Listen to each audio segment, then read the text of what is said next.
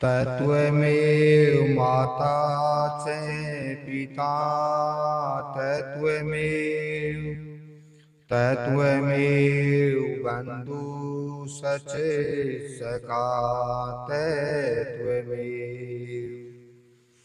तत्त्वमेव विदा द्रवीणं तत्त्वमेव तत्त्वमेव सर्वमं देव देव।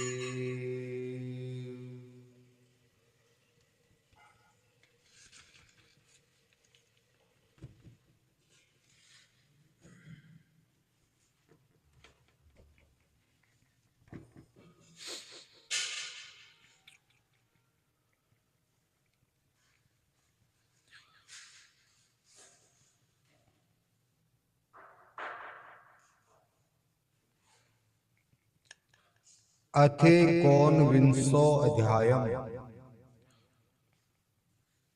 पुंसवन व्रत की विधि।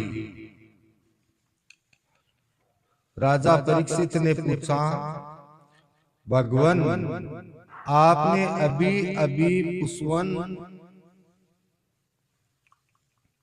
व्रत का वर्णन किया है और कहा है कि उससे भगवान विष्णु प्रसन्न हो जाते हैं। सो अब मैं उसकी विधि जानना चाहता हूं। श्री सुखदेव जी ने कहा, परीक्षित, ये पुंसवन व्रत समस्त कामनाओं को पूर्ण करने वाला है। स्त्री को चाहिए कि वह अपने पति देव की आज्ञा लेकर मार्गशीर्ष शुक्ल प्रतिपदा से इसका आरंभ करे। पहले मरुदगण के जन्म की कथा सुनकर ब्राह्मणों से आज्ञा ले, फिर प्रतिदिन सवेरे दांतुन आदि से दांत साफ करके स्नान करे, 2 श्वेत वस्त्र धारण करे और आभूषण भी पहने। प्राप्त काल कुछ भी खोने से पहले ही भगवान लक्ष्मी नारायण की पूजा करे। इस प्रकार प्रार्थना करे, हे प्रभु, पूर्ण काम है, अतः एवं आपको किसी से भी कुछ लेना देना नहीं है। आप समस्त विभूतियों के स्वामी और सकल सिद्धि स्वरूप है। मैं आपको बार बार नमस्कार करती हूँ। मेरे आराध्य देव, आप कृपा विभूति तेज महिमा और वीर्य आदि समस्त गुणों से नियुक्त है। इन्हीं भंगों ऐश्वर्यों से नियुक्त रहने के कारण आपको भगवान कहते हैं। आप सर्वशक्तिमान हैं। माता लक्ष्मी जी आपकी भगवान की अर्धांगिनी है। माता लक्ष्मी जी आप भगवान की अर्धांगिनी है और महामाया स्वरूपणी है। भगवान के सारे गुण आप में निवास करते हैं। महामायावती जगन माता, आप मुझ पर प्रसन्न हो। मैं आपको नमस्कार करती हूँ। परीक्षित से इस प्रकार स्तुति करते एकाग्र चित्त से ओम नमो भगवते महापुरुषाय महानुभावाय महाविभूतिपते सह महाविभूति बीरबली मोपहराणी। ओमकार स्वरूप महानुभाव समस्त महाविभूतियों के स्वामी भगवान पुरुषोत्तम और उनकी महाविभूतियों को मैं नमस्कार करती हूँ और उन्हें पूजो प्रहार की सामग्री संपन्न करती हूँ। इस मंत्र के द्वारा प्रतिदिन स्थित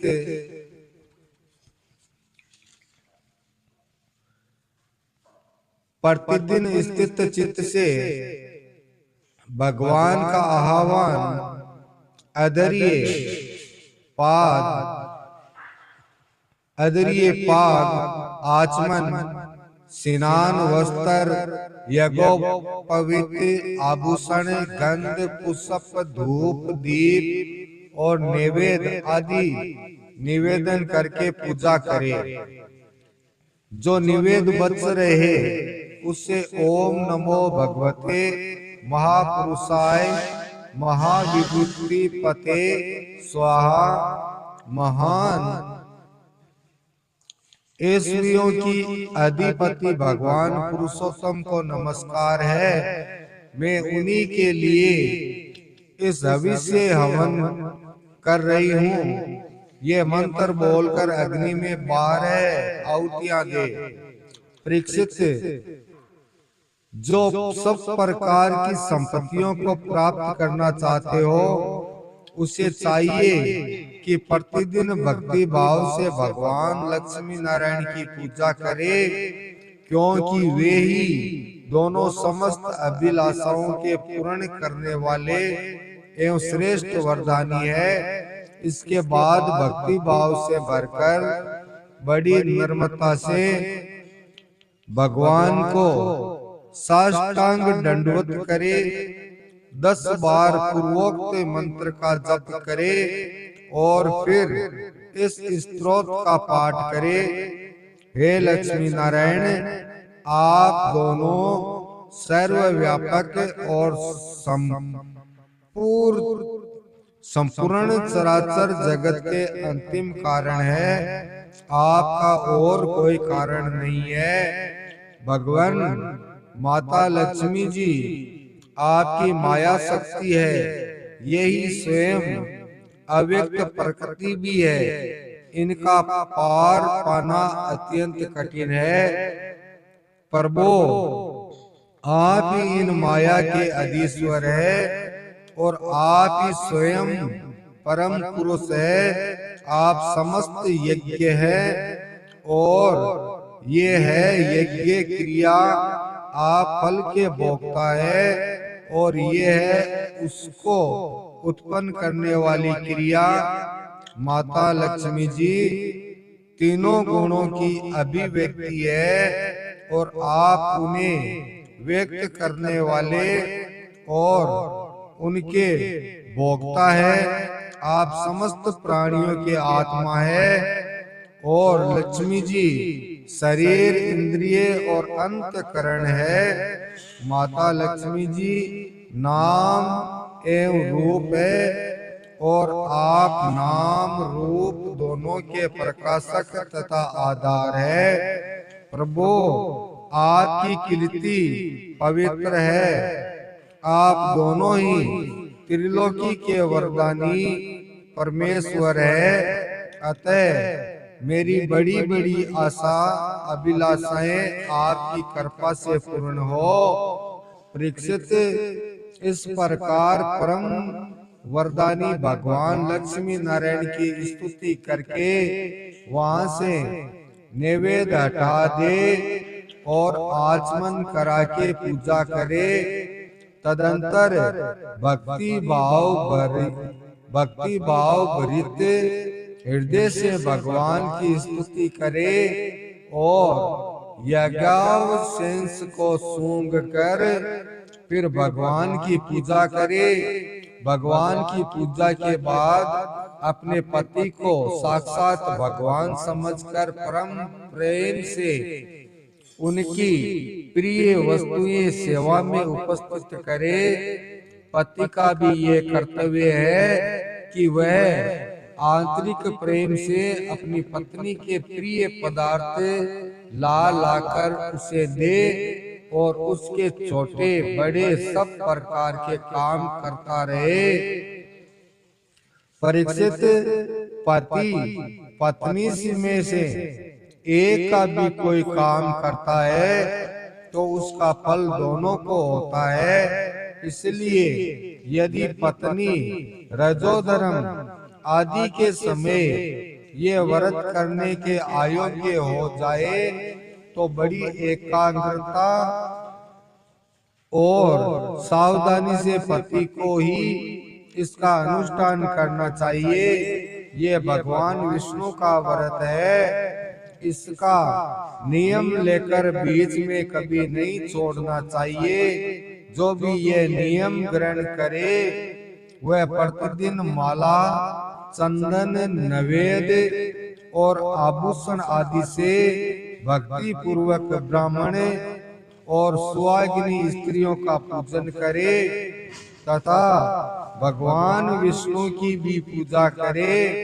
इसके बाद भगवान को उनके धाम से पधरा दे, विसर्जन कर दे। तदंतर आत्म शुद्धि और समस्त अभिलाषाओं की पूर्ति के लिए पहले से ही उन्हें निवेदित किया हुआ प्रसाद ग्रहण करे। साध्वी स्त्री इस विधि से 12 महीनों तक पूरे साल भर इस व्रत का आचरण करके मार्गशीर्ष की अमावस्या को उदापन संबंधी उपवास और पूजन आदि करे। उस दिन प्राप्त काली स्नान करके पूर्वत विष्णु भगवान का पूजन करे और उसका पति पाक यज्ञ की विधि से मृत मिश्री, माफ कीजिएगा, घृत मिश्री खीर की अग्नि में 12 आहुति दे। इसके बाद जब ब्राह्मण प्रसन्न होकर उसे आशीर्वाद दे तो बड़े आदर से सिर झुकाकर उन्हें स्वीकार करे। भक्ति भाव से माथा टेक कर उनके चरणों में प्रणाम करे और उनकी आज्ञा लेकर भोजन करे। श्री हरि भजे मन नारायण नारायण, राधे नारायण नारायण नारायण। पहले आचार्य को भोजन कराए, फिर मौन होकर भाई बंधुओं के साथ स्वयं भोजन करे। इसके बाद हवन से बची हुई घृत मिश्रित खीर अपनी पत्नी को दे। वह प्रसाद स्त्री को सतपुत्र और सौभाग्य दान करने वाला होता है। परीक्षित, भगवान के इस पुष्पवन व्रत का जो मनुष्य विधि पूर्वक अनुष्ठान करता है उसे यही उसकी मनचाही वस्तु मिल जाती है। स्त्री इस व्रत का पालन करके सौभाग्य, संपत्ति, संतान, यश और गृह प्राप्त करती है तथा उसका पति चिरायु हो जाता है। इस व्रत का अनुष्ठान करने वाली कन्या समस्त शुभ लक्षणों से युक्त पति प्राप्त करती है और विधवा इस व्रत से निष्पाप होकर वैकुंठ में जाती है। जिसके बच्चे मर जाते हो वह स्त्री इसके प्रभाव से चिरायु पुत्र प्राप्त करती है, धनवती। किंतु अभागिनी स्त्री को सौभाग्य प्राप्त होता है और कुरूपा को श्रेष्ठ रूप मिल जाता है। रोगी इस व्रत के प्रभाव से रोग मुक्त होकर बलिष्ठ शरीर और श्रेष्ठ इंद्रिय शक्ति प्राप्त कर लेता है। जो मनुष्य मांगलिक श्राद्ध कर्मों में इसका पाठ करता है उसके पितृ और देवता अनंत तुक्ति लाभ करते हैं। वे संतुष्ट होकर हवन के समाप्त होने पर वर्ती की समस्त इच्छाएं पूर्ण कर देते हैं। ये सब तो संतुष्ट होते ही है। समस्त यज्ञों के एकमात्र भोक्ता भगवान लक्ष्मी नारायण भी संतुष्ट हो जाते हैं और व्रत की समस्त अभिलाषाएं पूर्ण कर देते हैं। परीक्षित, मैंने तुम्हें मरुदगण की आदरणीय और पुण्य पद जन्म करता सुनाई और साथ ही दीति के श्रेष्ठ उस्वन व्रत का वर्णन भी सुना दिया। इति श्रीमद् भागवते महापुराणे वैयासिक्यामष्टादश शास्त्र्याम् पारमहंस्यं सहितायां षष्ठ स्कन्धे पुष्पवन वरत कंतनम नामेकोनविंशो अध्यायम्। इति षष्ठ स्कन्ध समाप्तः। हरि ओम